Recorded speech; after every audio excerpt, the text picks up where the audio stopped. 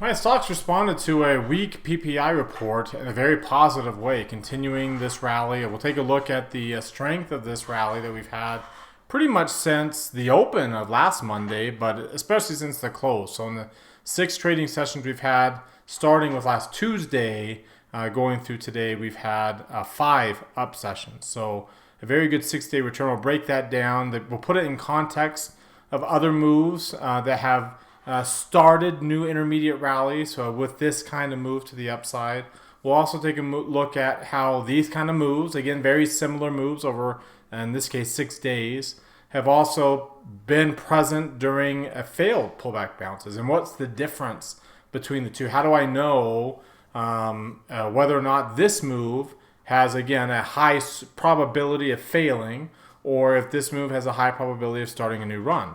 Well, obviously, nothing's 100%, nothing's 0%, but we do have to have our expectations based off of probabilities, especially based off of precedent. So we'll take a look at past precedent and see, and take a look at what's driving this price action now and see whether that can help us determine the likelihood of a new intermediate trend starting, or again, a failure, and how close are we to a failure? Would it be today, or would it be like next week? How, if we are going to get a failure, how close would we be to that? We'll break that down. We'll take a look at our trade idea in case we do get a nice good breakout to the upside. We'll take a look at a trade that would probably lead the way higher, as it has over the past few days, and talk about how to trade that to give us that opportunity, a speculative opportunity on a guess of a breakout move following CPI tomorrow morning. So let's go ahead and get started. Today is Tuesday, August 13th, 2024. This is the Market Outlook from MarketScholars.com. My name is David Settle. Before we get going too far, I invite you to subscribe to our YouTube channel. This icon here, the red subscribe button down below. Click the thumbs up icon to like our video. Comment on anything that stood out to you today. Join our website at MarketScholars.com for free. Follow me on Twitter for more content between the videos, and join our Market Outlook Facebook group that we've created. All right, if you're watching us here on our blog, check out some of these other things over here on the right, including our Market Outlook live video. This is where I take a look at old trades, see whether we should stay in them, get out of them. We got out of one today, put on our trade idea in today's video that you'll hear later. We already put it on today before the market closed. We do it during this particular session. Come down to the bottom, click this heart. It opens up this tab. Hit that like button there. Same thing here. Click this thumbs up icon. It opens up this tab. Well, usually that post is there, and you can click the like button on that one. Again, the more you do that, it helps get our content out to all of our followers on these platforms. So thank you to those who do this day in, day out. Those who don't, you can do right now while you're watching with 1 or 2 really easy clicks. All right, let's start off taking a look at the S&P 500 with the market forecast indicator. Oops, let's pull that back up here and pull up SPX instead. And again, you can see the 4-day rally we've had. Really, we've gone up, 5 out of 6 days since last Monday. Only last Tuesday was, last Wednesday was the only one down day that we had in this little streak. So doing really well, getting almost back up to the 30-day moving average. We're now less than 0.75% away. The intermediate line's moving up higher. It's now still in bearish territory, but probably another day away from breaking out of that, especially if the near-term line can stay here in the upper reversal zone. Momentum line crossing in the upper half of the chart, but again, it's kind of in the middle of the range. That doesn't really matter now until we have any kind of decline, right? If that's, what's the next near-term low going to look like? That's when it's going to matter. And these near-term rallies can last 7 to 12 days. That's kind of the idea, the length of time. And it's been a few days here since we've come out from being in bearish territory. So we've got potentially some run. Unless we fail here at the moving average, we have some run here to go. Market sentiment's declining, but still in bullish territory, so that's okay. Intermediate line still below it, but again, if we continue at this pace, we shouldn't be below it for that much longer. And again, largely this rally is because of the Qs, up 2.5% today. You can see I've got some Fibonacci lines on. We've gone past the 38% retracement of the decline. So almost up into the 50% in the upper half of this move. Again, very similar looking market forecast chart as to what we see on the S&P 500. If I were to draw the same lines on the SPX, you'll see we've also crossed above the 38% here. Let's draw the lines here. down to here. So we've crossed above the 50% line in the move on the SPX, and getting above the moving average would get us back above that last layer of resistance. So there's going to be a little bit of resistance here right around 54.60 in this area. 30-day moving average, 62% retracement, breaking through that and breaking. Remember, the retracement starts when you get above the 23% retracement. So that would have been last Thursday, and it ends when you get either above the 78% or back below the 23%. So obviously we're not above the 78% yet, but you can see how that would be a significant deal to starting, to being a new bullish move up to the upside, because that would be we'd have 3 green arrows easily by that standpoint. And of course, breaking back below 52.50, you can see how also that would be relatively bearish, and this bullish move, would be kaput in that case. So as of right now, the expectation, you can see based off of the trend of the last few days and the strength. You look at the strength of this move. If I were to do a rate of change on SPX and just do the last 5 days, so that includes a pretty significant down day there. Let's see, actually it would be 6 days. So 5 of the 6 are up. But that one of those 6 days is a pretty significant down day, and yet you can see it is the biggest 6-day move of the past year, 4.78, coming off of one of our bigger downside moves. So I guess the move off of the Halloween low point was a pretty decent sized rally in a 6-day move to get up to almost 6%. Remember, a 5% move gets you that tag, a new tag on a zigzag chart. When you look at the zigzag chart here, we are at 4.78. So getting to 5 now turns it green. It can't get smaller. The number inside that box can't get smaller when it's green or red. Obviously, it can go up or down when it's orange, but once it's green or red, then this numbers can't get small. They can only get bigger. So once you hit the 5, it turns green. Obviously, that number can go up to less than minus 8.5%, but it can get lower if this is indeed the top of this move right now. So that's pretty darn close. The Nasdaq actually has gone up 5%. It's up, so you see it's a green tag now. It's gone up 6 1/3 after this 13% drop that it's had, one of her bigger drops. Again, similar to the 15% drop you had in early 2022, and then the subsequent 8% rally we had over 4 days. Right, that was a pretty significant move. In fact, if I were to go back to the 6-day rate of change and take a look at that again, you can see here. If I were to zoom out, maybe say like a 5-year chart for some perspective, so we can see some of these other bounces. Like for an example, that initial bounce, which again included 2 down days in that one, also got us up to 5.34% there. So like again, this kind of move is a really good move. It can start new intermediate trends, as you can see on this move here. Back over here in late October, coming off of that washout low point, even over here at the beginning of the year, coming off of that intermediate low, and you can see some other instances coming off of lows and some other spots. So, but we've also seen that kind of a move, during the midst of a correction. If I were to go back, you saw. Obviously, in COVID, we didn't quite get up to a 6-day rally. You did have a pretty good 3-day rally there, but we didn't quite get a 6-day rally. If I were to go back, but that was more of an abnormal correction, right? It was such a significant drop in a short amount of time. Here's the move inside of 2018. So that correction, you can see in a 6-day move there, we rallied almost 5%, same as what we got right now.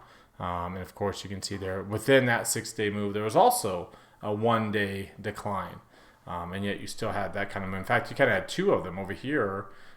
You had a 6% rally over 6 days before ultimately falling a new low. So you can see that even in the midst of corrections, you can get significant moves up to the upside.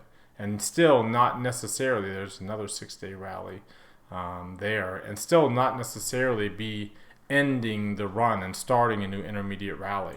As you can see again, One of the differences between now and say back over here in this 6% rally we had in November 6th of 2023, if I were to go back to the market forecast, so right over here. So by the time we got to November the 6th, we had a bear tag.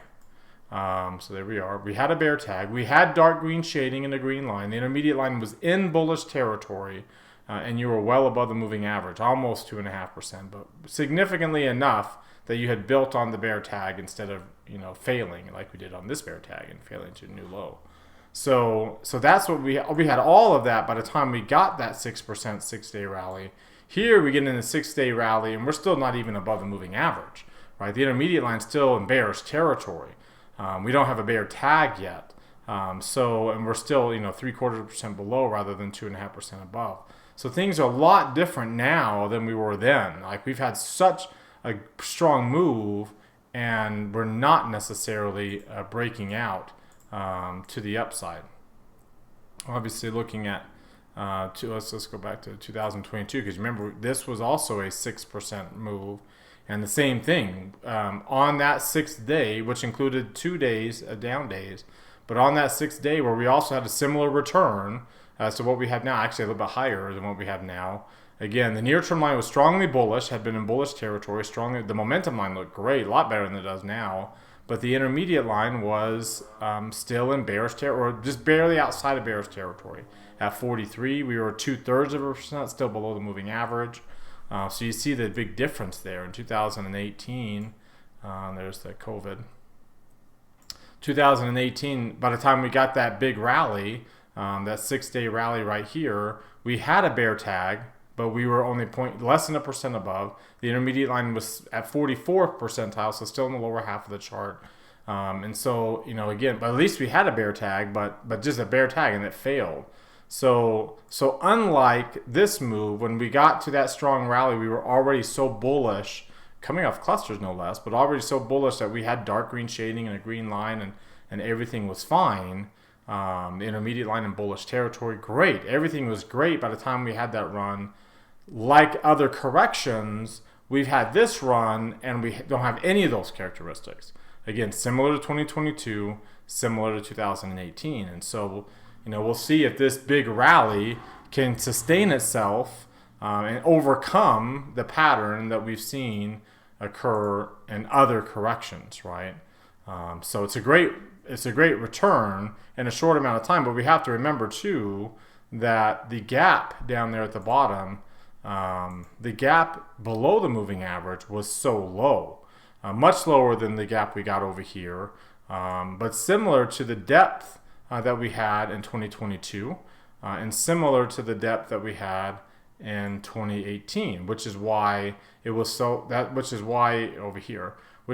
could have such a strong rally and still not be above the moving average, or just barely be above it, and not, and have the intermediate line, not even into bullish territory yet. So that's the big difference now between, back in November when we started the new intermediate rally, a really good intermediate rally, and the similarity between now and 2022 and 2018, which are the last typical corrections, where you have a pullback like we had here, a little bit larger than 5%, closer to 10 plus or minus a point or two, and then what potentially could be a failed pullback bounce as we head into options expiration, especially with a CPI report due out here tomorrow morning, which is again widely expected to be weaker, like the PPI was this morning, and we'll see how the market responds to that, to the poor data, which we've been getting a lot of here lately.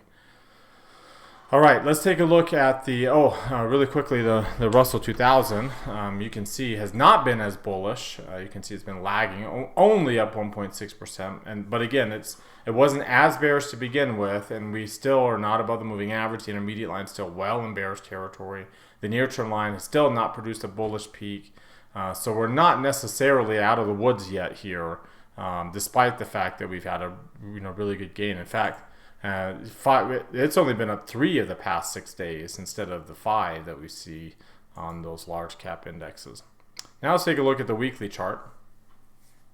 Very good transition candle, potential transition candle, and a green line. So that's a very good sign for a reversal that we have here. Again, you like to see those transition candles with green arrows because especially coming off of some bearish candles here. Again, this is one of our more bearish candles that we've had in a while. Right? If I were to zoom up here, again, the type of bearish candle that the size of bearish candle you don't typically see during a normal pullback, that you typically only see during a correction, during the pullback stage of a correction. When you look at the 3 green arrow charts, you can see we still don't have 3 green. Again, great move, right? Like very strong move, relatively speaking, and yet we still don't have 3 green arrows yet. And when we do, we'll get our bear tag, but we still don't have 3 green arrows. We don't have it on the Dow or the Russell either. They don't have red lines, right? Remember, they weren't nearly as bearish. They turned 3 reds a lot later than the large cap indexes did, and we'll see, how that persists. When you take a look at the 2-line version of the chart, one positive development that we have is a break above the 17-day moving average, with the MACD being positive, the histogram being positive, the MACD being above its moving average. And a pretty good amount of volume today, relatively speaking, again, greater than what we saw the last couple of sessions. That's a good sign. Now, it's not back above the 50 or the 30 yet, but still, this, again, it's stages, right? So at least we have that stage, that we're above the 17 with a bullish moving average. When you look at the DMI, again, it hasn't produced a bullish pattern yet, not even close, right? You're still well above 25 on the negative indicator, and you're still just a smidgen below 20 on the positive indicator. So we still don't have a bullish pattern, even an early stage of a bullish pattern on the DMI yet. If you look at the RSI and the CCI, you are above 50, right? So we potentially could eventually move this red box to green starting today, but that's only if we eventually go above 60. See, we've gotten above 50 before and it failed. So, it can't do that, right? It can't get above 50 and then fail. So it needs to continue to move that way up. And same thing with the CCI. It's above 0, but it needs to get well above 0. I mean, it's going to need to get above 150 at least, if not 200, for us to be able to overcome that. And you can see we did avoid minus 100, so we can actually continue to push this to today, the green box, because we didn't quite get below minus 100. That's when the green box ends, right? And the correction begins. So as of right now, we've avoided the beginning stage of a correction on this chart because of how we finished the week last week, getting back above that minus 100 level. Looking at the Ichimoku cloud, we have a bearish. We're still in the cloud, so we haven't broken back out. We're above the blue line. We still have a negative rate of change. We have a long ways to go until it's positive. And you can see we still have a bearish trend. It's a weak trend because you're not below minus 2 anymore. You're not above 65 anymore. So it's a weak trend, but it's still bearish trend. And you can see if I look at IWM, it actually has the beginning a weak bullish trend, right? Even though you're still below the blue and the green lines, and the cloud has changed pink, it's still and you still have a positive rate of change, and you still have a weak bullish trend. So we really haven't been bearish in those indexes yet. They've been really good outperformers since this whole thing has started. We'll see that chart here in just a second. If we take a look at the Bollinger Bands and the Keltner channels, we are in the upper half of the bandwidth, great, but we are not in the upper quartile, which is where you need to be to start a new trend. The bandwidth is coming down, that's also very good, but still outside the Keltner channels, right? So you have momentum that's still pretty deep. It is improving, pretty significantly it's improving, but we got to get red dots so that we can transition from bearish to bullish. To kind of get a squeeze play going, and we haven't done that yet on the S&P. If we take a look at the intraday chart, we are set up for a bullish crossover on the Arun indicator. We did get a higher high and a higher low, though it most likely is a common gap, which again, and we are hitting our head up right now. We filled in this gap here, which is probably also a common gap. So that really leaves no more gaps to fill on the downside, because this would be your runaway gap here that started the decline. and this would be your potential runaway gap that started the rally. But as of right now, that would be considered a common gap. So there's a good chance today's gap gets filled sooner rather than later, especially now that we've filled in this gap and that we've hit a heavy level of volume resistance in a short term in this area. But the negative, because we've gone so long without a new low, we've now dropped below 70, and we've already hit, the high has already gone to the 20th day. So we are set up for a breakout, right? We are set up for a reversal back to where the green line crosses up above. These are the conditions that set us up there, dropping below 70 on the red, hitting 0 on the green, and then getting into bullish territory. Now, we're not quite in the bullish territory. Well, we did finish the day in bullish territory. That late little push to new highs intraday got us into up above the 60th percentile. That's great. Now, over here, we got above the 60th percentile for a day or two, and we failed. So needs to be more than just a day or two. So you can see how important today is from an inflection standpoint. Like, we are ripe for failure. There's patterns here that suggest that we could really easily fail because it's taken so much of a move just to get to this point. Does it have enough energy to be able to build on it? Or have we used all of it up just to get to these failure levels on a lot of these indicators? That remains to be seen. As I said before, the odds of it being a failure and a correction are higher. Not 100% because nothing ever is, but it is higher and more likely that we will get a failure in this area, whether it's tomorrow or later in the week. Again, a lot of it's going to depend upon first the CPI report and how the market responds to that.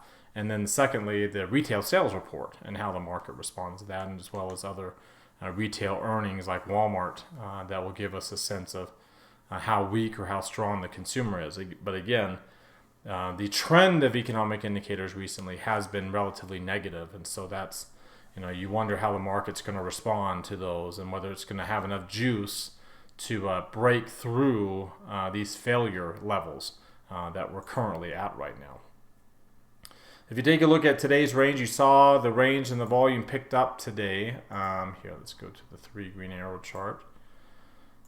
So your range picked up, your 6 points. So it's still below average. So if, about 3 days in a row below average range, you do add a couple 533.27 to 536. So about 3 more points. So actually we were just barely below the average when you add in the overnight range. The volume at 52 million. So when you look at the range here, the volume is just right down here. So that the idea is that can really start coming down. When you get back above that 30-day moving average, we really need it to start coming down. It's okay to have some bigger ranges while you're getting to and through the 30-day moving average, right? But once you get above it, we should really start to taper off in both volumes and ranges. So we're not quite to that point yet because we're not above the 30-day moving average. So it might take another day or two of really strong moves to break again through these potential failure levels that we're at right now. And then obviously looking at the VIX has really come down below 20, below 95%. Breaking below 90% really solidifies that we are not going back up or down. The markets are not going back. The VIX is not going back up. Get it down here below 90% relative to the VIX 3M. Get the VVIX down below 110, if not below 100. Ideally, at least below 110. As long as you're above 110, you are susceptible to the VIX really taking off to the upside. So we did finish today still above 110. So we still are susceptible for a VIX move back up above 95. And remember, we never did get above 105% during the correction of 2022. This one got us up to 115, and we did stay above 100 for longer than we did during any time during 2022. So, when people said that the VIX kind of broke itself because of 0 data expiration, you can see it unbroke itself here lately with kind of a return back to normal volatility when, of course, there is volatility. So you can see when you look at it compared to its average values, you're still above like the 200-day average, right? So as long as you're still above the 200-day average, you're still at a higher volatility regime until you break the 200-day moving average and you stay below it. That's the ideal scenario for volatility, right? Get below that 200-day moving average and then stay below it. Then you can really be bullish for a lot longer period of time.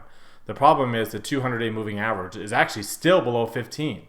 So it will be hard to get below it and stay below it. Like, they go very much lower. You can see we can go flat, but again, that limits the returns as compared to when you first break below it. You can get some really good returns because of how far down it would take. But, you know, the 200-day moving average is actually now rising. So, you know, that's something to consider. You look at that hull remember the 200-day hull is turning south, and that's, again, not very common, and you haven't turned that parabolic SAR south yet. The hull has turned green, and that we have a pretty decent sized candle to the upside here with some good momentum, but it's still not above zero, and we're still haven't really turned. And you remember the weekly, the 20-week hull has also turned red, and we're not close to flipping that around yet either, and we're still in a bearish mode there, like, you know, beginning stages of bearish mode there.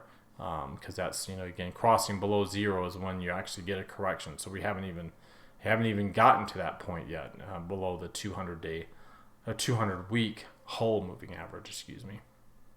You can see it's not very common for the 20-week hull to be red, and it needs to be red and stay red for a while. And when you get a pullback, it doesn't stay very red for very long, and you get this transition, and we flip it. So we need to flip. Like, we might not flip it this week, because this will be a transition week like here, but we need to flip it the next, right? Either next week or the week after if we're going to really turn this around. Otherwise, again, we are susceptible to what we saw in 2022, where it looks great. We even flipped the weekly parabolic SAR, and then it just continued lower. Like, we never did get back above the 200-week hull there. All right, now let's take a look at what's driving this price action. So let's take a look at the asset class comparison chart. Again, you can see the 3-month returns. Bonds still looking really good, but if you take a look again at just, first of all, let's look at today, and then we'll zoom out. So we'll look at today first, and then you can see the Qs are your big winner, up 2.5%. IWM following the SPY and EFA. EEM down, so really good move in the equity markets. Commodities still struggling, and that's really the big issue that we that I see going on is commodity prices are very are under the water. You can see we got above the 17-day yesterday, but a big drop today. As of right now, failing at the moving average. We'll see if it breaks further down in the next few days. Today's just an anomaly. Obviously, the MACD is up above its moving average, and the stochastics is in bullish territory, but just barely, and susceptible to a bearish peak here. Remember, it's going to be really hard for the equity market to be too strongly bullish if commodities can't really get going. So if you look at the ETF for commodities down here, it's generally pretty positively correlated to the market. So if commodities can't get going, and you can see the rest of the year is not the greatest for commodity prices. So if commodities can't get going, it's going to be hard for equities to get going. And if bonds continue to be as bullish as they are, as you can see, they had a pretty decent day today. And if I were to zoom out now to all the way to the 5th, again, you can see bonds started the day pretty strong and now are down 1% since this whole thing started. And you can see the Qs are up more than double what SPY is up, and IWM is actually still negative for this period. So, this is a very narrow move in the market. If I were to take a look at the sector comparison and do the same thing, to go out to, let's look at today first. You can see XLK and XLY were the only two sectors to outpace SPY, and energy really struggling down there, lagging behind, which is not a bad thing. It's not too bad, at least. It should lag the markets when the markets are bullish. It shouldn't be. Hey, let's go to the 6th. And that was the first update that we had. You can see XLK is really the only big winner. It's the only sector outpacing the S&P. Everything else, now granted, is up. And these are pretty decent numbers, but they're not up by as much. And XLY, you can see why it rallied so much today, because it was such a big laggard going into today. Now it's still a laggard, but not as much, and kind of matching what we're seeing in XLC. But you can see XLK, that's your big mover, and really, if you look at what's driving that, a lot of it's really NVIDIA. We'll talk about that later in our trade idea. But NVIDIA was our big, up 6.5% today. And now, granted, it had one of your bigger losses, but it's probably the closest right now to a bear tag. Apple is right there too. It just never was red, but it's right there at being right at the moving average, and Microsoft lagging behind a little bit. But those two, Broadcom is there. You can see Meta is actually up above its moving average, has dark green shading and a green line.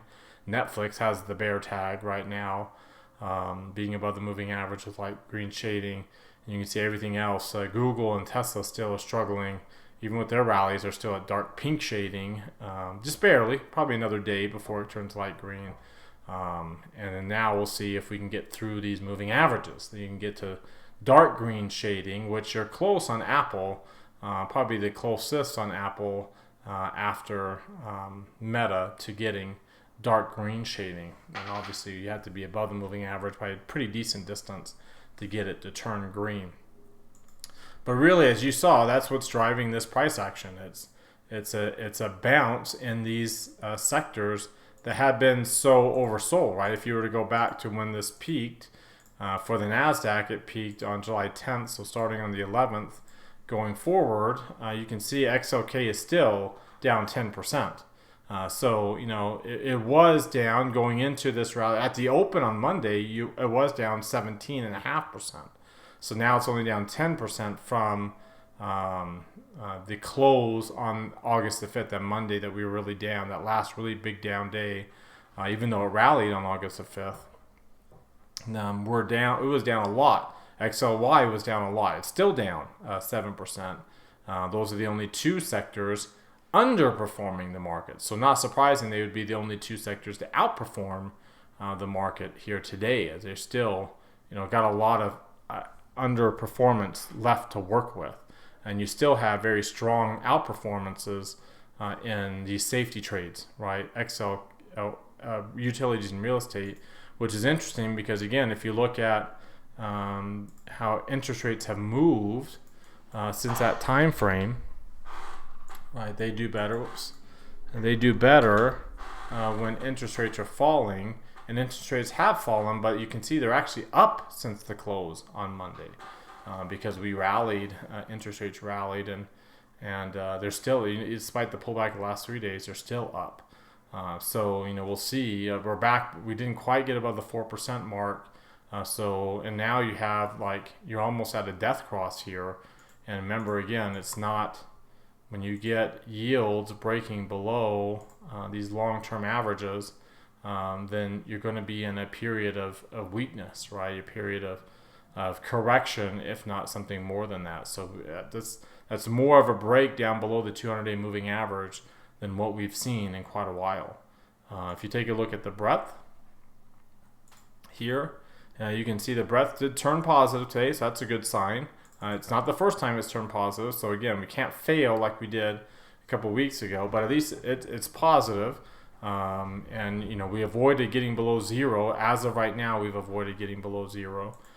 So the breadth looks semi improved. If you look at some of the other charts that we look at to measure breadth, to look at breadth, if you look at the number of stocks above the 50-day moving average, we're flirting with getting back above 300, which is what we're going to have to do to get above 310.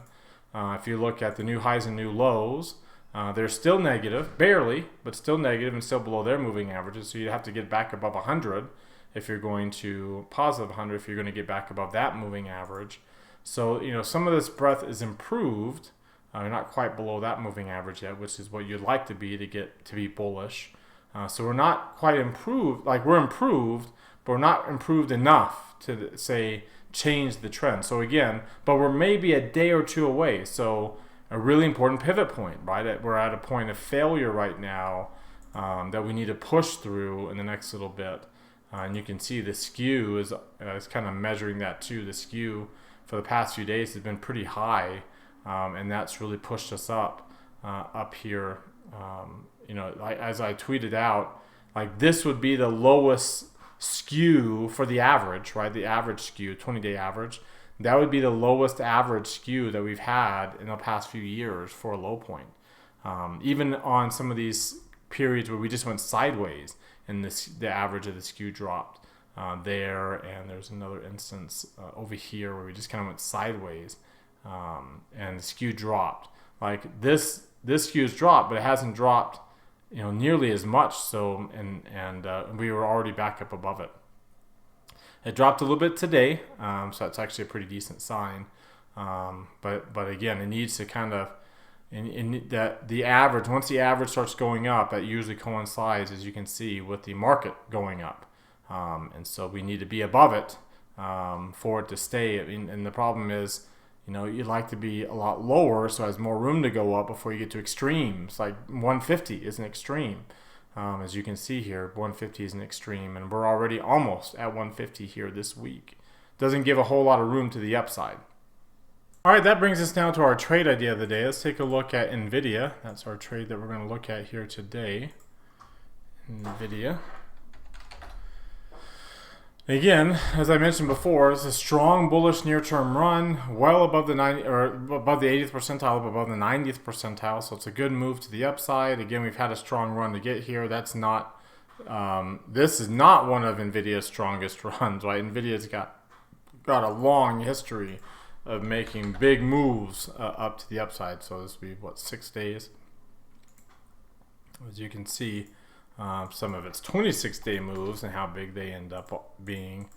Here's your 6-day rally, and again, we've had, just in the past few months, we've had multiple 6-day rallies of over 15%. So this is not anything abnormal. And so if we do take off to the upside, this is kind of like, this is the pattern of what it kind of looks like. A strong near-term rally into the reversal zone, the bullish intermediate line running higher, light green shading right now, a red line. You assume we'll get a bear tag tomorrow if we continue with the same pattern after the CPI. So something like this, and then away we go, right? Again, kind of give us an opportunity because we're hedged for any downside moves. So I'm okay with any downside moves. But if we do break out to the upside, we want to be able to take advantage of that. That's the beauty of having that hedge. So if you look at like some of the other oscillators here for NVIDIA, you can see it's also showing a potential reversal candlestick, especially if you get more of it's only 2 days into this weekly candle, so if you get more of a high point. We've already got the green arrow. The PPO is high, but again, we're not looking for a big, it doesn't have to have a big long trend up to the upside, it just has to turn around.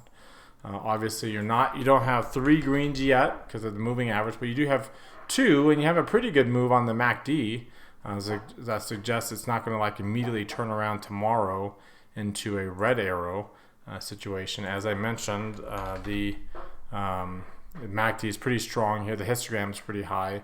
You're above the 17-day moving average with that strong histogram. You are in the upper half of the chart on that stochastic indicator. You're still in an area where it's very easy. The path of least resistance is to the upside because you're above the value area for the past year.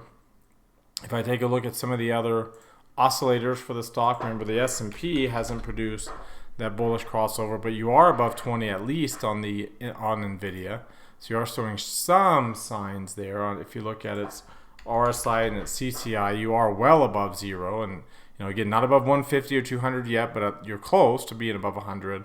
And you are at least above 50 on the RSI. When you look at the Ichimoku cloud, we are above the blue line, still negative rate of change, still in the cloud, still has a negative trend, but we are, above the blue line and working our way higher there. And then you look at the Bollinger Bands and the Keltner channels, and you can see we are in the upper 2/3 now, or upper half, easily in the upper half of the bandwidth. And you can see the bands are inside the Keltner channel. So we do have our red dots and the potential for a transition from bearish to bullish momentum. So this would be a rather speculative bullish trade. Like I said, I'm hedged to the downside, so we're okay with any downside moves. So it affords us the ability to be speculative. So we did a long call vertical spread, selling the 30 delta, buying $5 away in this case, giving us about a 3-to-1 reward to risk ratio if it works out. And if it doesn't work out, then we're okay with that, right? We're okay if it doesn't work out because we've got plenty of opportunities for downside moves. But if it does work out, then we have an opportunity for it to really take off for us up here, up to the upside. All right, well, that does it for today. You've heard from me now. Now I want to hear from you. Use that link popping out in the top right corner of your screen. That takes you to our Market Outlook forum. Open up any new thread with any questions or comments you have. Reply to anybody else's thread, and let's keep this conversation going in between videos. Again, thank you very much for watching. Remember to subscribe to our YouTube channel, hit that thumbs up icon, comment on the video. Join us at MarketScholars.com for free. Follow and like me on Twitter and Facebook as well. Have a great rest of your Tuesday night, everybody, and we'll see you all tomorrow.